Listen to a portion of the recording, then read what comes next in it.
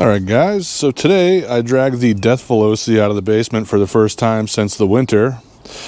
And the battery pack was sitting for quite a while. It got down to like 72 volts. And then just about a month ago I plugged it in and charged it up to 82. So I didn't completely stuff it full, but I did neglect it a little bit. But also I ordered a new bike. So this no longer needs to be my Speed Demon bike. So what I have plans to do today is switch out this 9-tooth sprocket with a 10-tooth sprocket that I just purchased from electricscooterparts.com. But before I do that, I'm gonna get out and go to the same road on both sprockets and get a GPS speed test. Last summer when I built this bike, I GPSed it at 46 miles per hour. And this is a 9-tooth, so we're gonna go to a 10-tooth. I'm thinking we're gonna lose about 5 miles an hour, but I'm not positive. So that's why we're gonna do a little test and find out what happens. This bike is probably almost close to 23 years old. So the chain is a tad bit loose, but I'm still gonna run it for a speed test just once, and then I'm gonna put the 10-tooth on. But everything's still working great on these bikes. They're still a blast to ride, super lightweight. This thing weighs, they say the frame is 59 pounds, and the battery is probably 20, 25. So it's actually probably only about 85 pounds. I don't have a scale, I'm just guesstimating. But let's see if we can reduce the speed of this thing and get a little more torque. So right now the thing has not the best startup torque. The Kuberg smokes it off the line, but then this thing picks up speed slowly over time. This motor just builds and builds, gets up to almost 50 miles an hour. So we're gonna get a quick GPS run of the 9-tooth sprocket that's on it originally, and then we're gonna switch it out to the 10-tooth and see how much it's improved.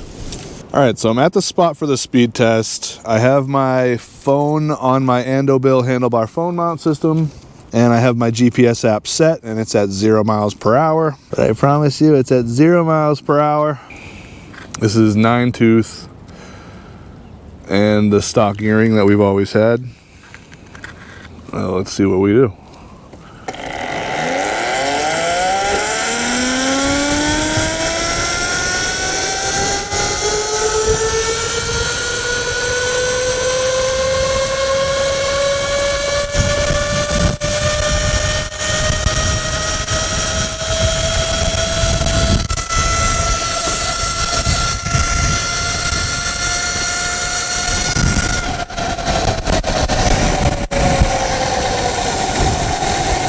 All right.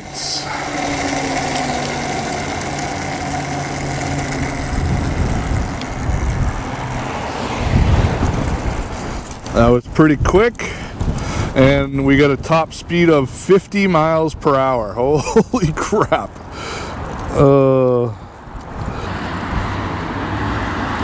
There we go, top speed 50 miles per hour. So that's a little crazy fast. I don't think we need it that fast. So let's go switch it out, put the 10-tooth on it, and see what happens. Oh, is that reverse thread? All right, so one thing to note is this is a reverse thread sprocket, which makes sense. So I have the key off, obviously, and the battery unplugged on this right now, so I don't kill myself, since this thing is dangerously fast. All right, we got the nut off. We got the new sprocket right here, slightly larger. So let's pull this sprocket off carefully. It doesn't want to come off so easy. There it goes. All right.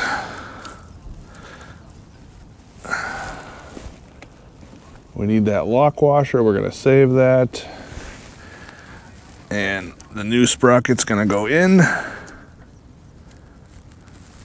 And we're going to have to align the sprocket. And just as I thought, looks like we need to loosen the back end a tiny bit to get it on. All right, let me try to find my 17mm sockets. That's a US one, but I think it's close enough. There's 17mm. Yeah, and that's the US version. That's close enough, 11/16. So let's loosen the rear end real quick. Loosen, loosey-goosey. There we go. Rear end is loose. I gotta loosen these pinch bolts. I think it's a 5mm Allen. Oh, that's freaking tight. Holy crap. Oh. Alright, that's loose. Let's get the 10 tooth. First I need to move the axle forward so the chain's got slack. And we can put the 10 tooth in.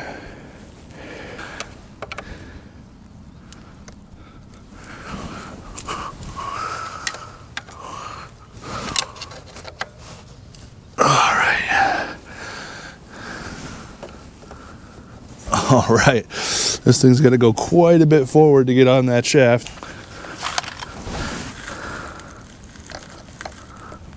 All right, we're in, baby. All right. Okay. Let's put that on. Let's put the reverse nut on. Lefty tighty, righty loosey. Let's get that tightened up.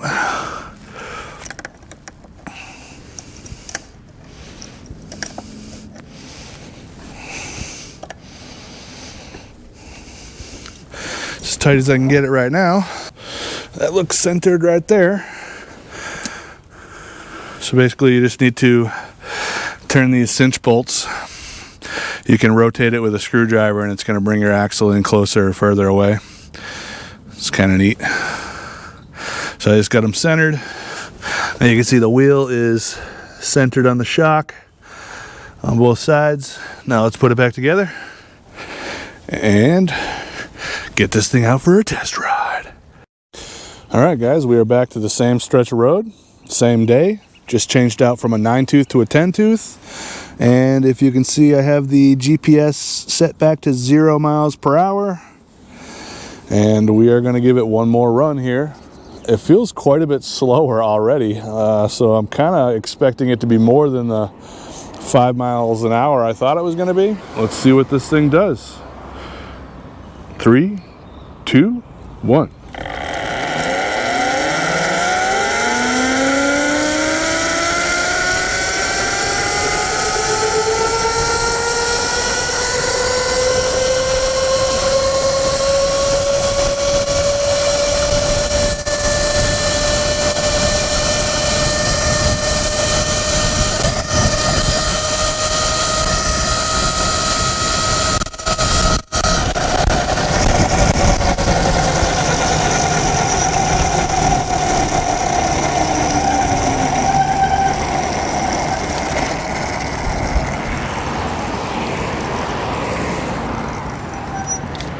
All right, so we got a top speed of 44 miles an hour.